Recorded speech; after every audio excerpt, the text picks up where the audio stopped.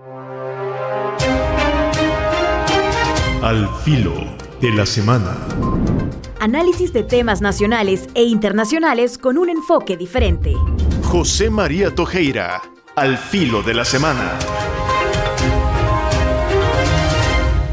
¿Qué tal están? De nuevo nos enfrentamos a un fin de semana. Ojalá sea un fin de semana de descanso, de tranquilidad y de alegría. Porque todavía estamos en Pascua, ¿verdad? Es un momento para los cristianos de alegría profunda.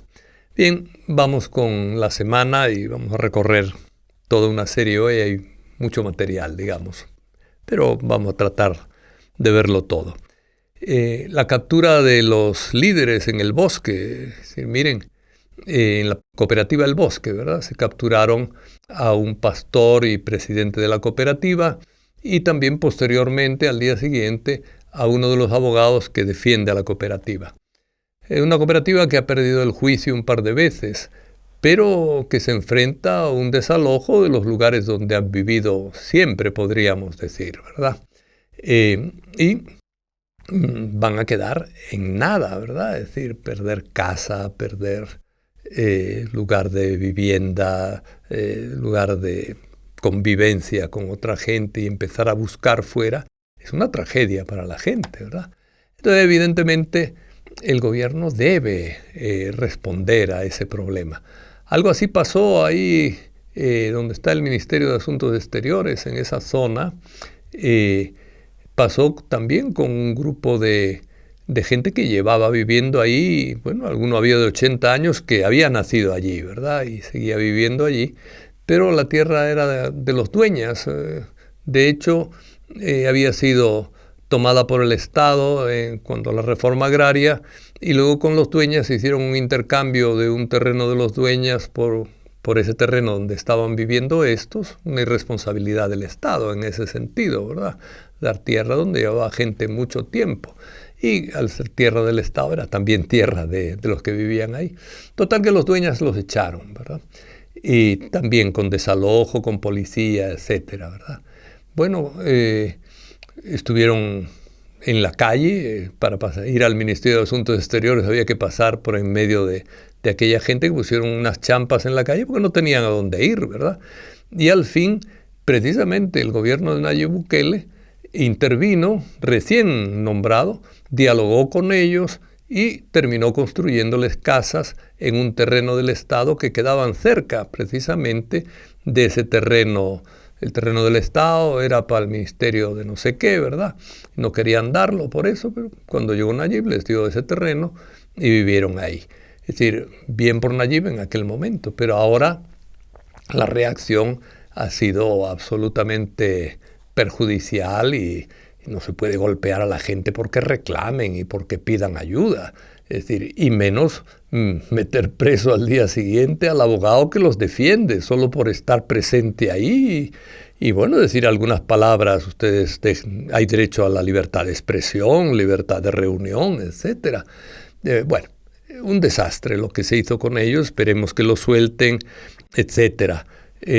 Dicen que la ministra de Vivienda, Michelle Sol, fue a visitarles un día después, les prometió que les buscarían lugar y que soltarían a los presos. Ojalá les pidan perdón a los presos, ¿verdad? A estos dos, José Ángel Pérez y Alejandro Enríquez, dos personas muy buenas, muy responsables, muy pacíficas, muy trabajadoras en favor de los pobres, ¿verdad? Entonces, el modo de reaccionar contra los habitantes del bosque, de la cooperativa El Bosque, realmente no ha sido buena y, bueno, ojalá se corrija, ¿verdad? Es decir, y ciertamente la prisión de estas dos personas es ilegal y tienen que ponerlos en libertad ya. También vamos a seguir con estos temas. La reacción del presidente diciendo que va a poner un impuesto del 30% a las ONGs, como acusando a las ONGs de esa manifestación, etcétera, es una respuesta un poco de una venganza, un poco, no sé cómo decir, irracional, ¿verdad? Es decir, como una especie de capricho. Ya había intentado una vez y se enfrentó con Estados Unidos, que no quería que le pusieran a las ayudas de AID. Ahora no tiene a Estados Unidos que se pelee con él, como en aquel entonces. Y también se resistió la Unión Europea. Porque la Unión Europea además tiene como un porcentaje fijo en la ayuda que da a cada país. Hay un porcentaje fijo que tiene que ir a la sociedad civil. Entonces, si le quitan 30% a ese porcentaje fijo, están atacando la normativa de la UE, de la Unión Europea. Y la Unión Europea puede bajarle también un 30% la ayuda de Estado a Estado a El Salvador. Entonces, es bastante absurdo esa posición vengativa y ese tipo de ley. A mí me parece que lo que hace es aislar al país, darle fama de autoritario, etc. Creo que son errores uno tras otro.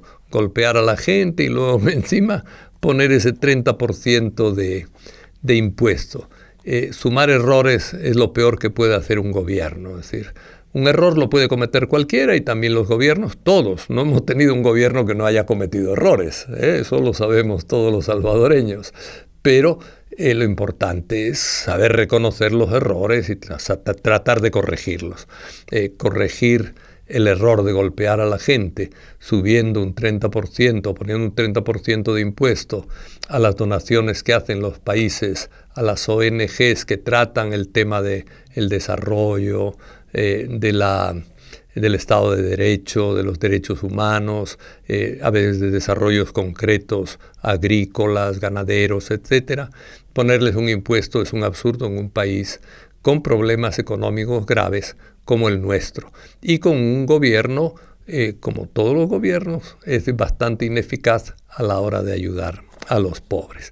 Bien, esto sobre ese acontecimiento que marcó un poco la realidad salvadoreña esta semana. El otro es siempre este tema del acuerdo secreto de los servicios carcelarios. Se habla de servicios carcelarios, el presidente habló de una especie de servicio carcelario, pero que se mantiene en secreto. No se sabe cuáles son las cláusulas, qué temas tiene que respetar ese acuerdo, qué temas no respeta. Es decir, la gente tiene derecho a conocer ese tipo de acuerdo, ¿verdad? Los gringos, incluso en el peor estilo del presidente Trump, montaron un espectáculo con la visita de Kristi Noem, ¿verdad? Es decir, fotografiándose como si fuera una actriz ahí enfrente de los presos tatuados del CECOT. Es decir, un poco absurdo eso, como diciendo aquí mandamos nosotros, aquí estamos los americanos haciendo el bien. Es decir, una cosa tan absurda, ¿verdad? Y tan narcisista, ¿verdad? Es decir, el presidente Trump es bastante narcisista, le gusta parecer él, bueno, hasta se disfrazó de papa, ¿verdad? El pobre hombre ahí, que nunca llegará a ser papa ni hubiera llegado con ese estilo presumido y narcisista que tiene. Pero como que todos le siguen, ¿va? La Noem esta también, ¿verdad? Kristi Noem también poniéndose ahí en plan actriz de cine delante de ellos. Y además, pues, una persona que después en un restaurante de lujo en Washington le robaron el bolso con $4,000 dentro. Es decir, que mucho ser personaje de seguridad nacional, etcétera, en Estados Unidos, pero un carterista le vuela el bolso fácilmente. Bueno, es decir, un mundillo. Yo creo que hay una cosa importante que es que no se pueden quejar de que se diga que el CECOT y ese negocio que tienen de traer presos migrantes sin papeles en Estados Unidos, traerlos para acá. Es decir, no se pueden enojar de que se diga que ese trato es inconstitucional porque no lo dejan ver. Y la Constitución dice que nadie puede estar preso en el país si no hay un caso pendiente, ¿verdad? Es decir, si no han sido escuchados en juicio, ¿verdad? Bueno, el Kilmar Ábrego fue escuchado en juicio y en juicio le dijeron que no se le podía echar de Estados Unidos. Es decir, ¿y por qué se tiene que meter preso aquí si estaba llevando ahí vida ordinaria? Solo porque se les encaprichó a ellos echarlo del país. Es decir, no hay un sentido real de por qué se hacen las cosas y ciertamente yo creo que con Kilmar Ábrego se está violando la Constitución. Y ahora, metiendo presos a más gente, este país va a quedar muy mal, ¿verdad? Es decir, pues mete a un migrante sin que tenga ningún delito en contra, ¿verdad? Sin ningún juicio previo, lo tiene preso aquí a pesar de ser salvadoreño, ¿verdad? Y respetando la Constitución. Después se lleva a un abogado de derechos humanos, se lleva a un pastor que apoya a una comunidad de campesinos. Miren, meter presos como primera reacción, empezar a buscar acusaciones cuando no las hay de hecho, es bastante absurdo, ¿verdad? Bueno, hay que corregir eso, ojalá se corrija y se reflexione un poquito al respecto, ¿verdad? La PDDH, qué vergüenza que la PDDH haya devuelto las cartas que los parientes de los presos incomunicados le habían dado a la PDDH para que la hiciera llegar a donde sus parientes, simplemente para decirles, te recordamos, te apoyamos, te estamos mandando comida. Es decir, no le decían nada malo a sus parientes, pero fueron incapaces, PDDH, Procuraduría de Defensa de los Derechos Humanos, incapaz de llevar una cartita de una persona pobre a su hijo preso, incomunicado y sin juicio, durante mucho tiempo, a veces 1 año o 2. En fin, ¿para qué sirve la Procuraduría? Sirve para mucho, pero realmente los que están ahí en el tema de derechos humanos básicos, de libertad, etcétera, de integridad personal, son muy, muy deficientes. Y es una lástima porque es una institución en principio buena, ¿verdad?, para el país. También los transportistas fueron metidos presos, ¿verdad? Es decir, en una escena como un poco turbia. Al principio es cierto que no funcionaron bien los buses, pero responder inmediatamente con meter presos, uno de ellos murió. Es decir, no hay ninguna explicación de qué le pasó. El gobierno debe explicar, murió mientras estaba bajo control del gobierno. El gobierno tiene que explicar qué es lo que pasó, cómo fue el procedimiento de atención a la persona. Es una persona humana, es salvadoreño. Puede haber habido, casi seguro, bueno, acaba pensando que los hubo, puesto que no explican nada, ni hacen una investigación, ni dan explicaciones claras. Entonces la gente con toda razón empieza a pensar que lo trataron mal, tenía una enfermedad previa, por supuesto, lo que fuera, pero lo trataron mal y esa fue la causa de la muerte inmediata de la persona, ¿verdad? Es decir, no se veía, cuando lo exhibieron en público, no se veía una persona enferma, etcétera, ¿verdad? Bueno, una vergüenza de nuevo.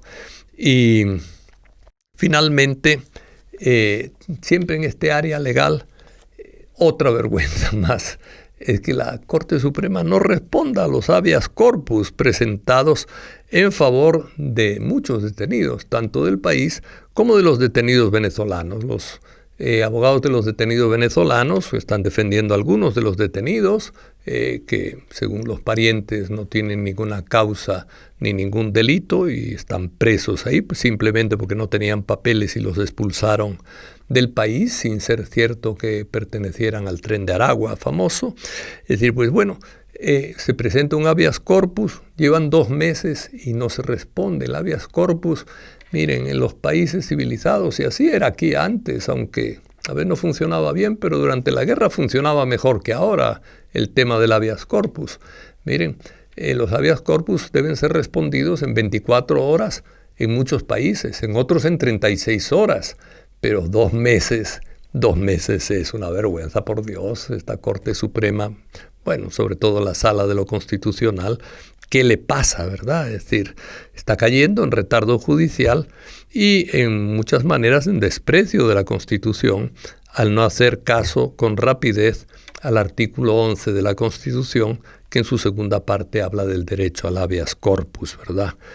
Están cayendo también ellos en una situación en la que dice la propia Constitución que el retardo judicial, ellos están teniendo retardo judicial con los habeas corpus, el retardo judicial da derecho a indemnización.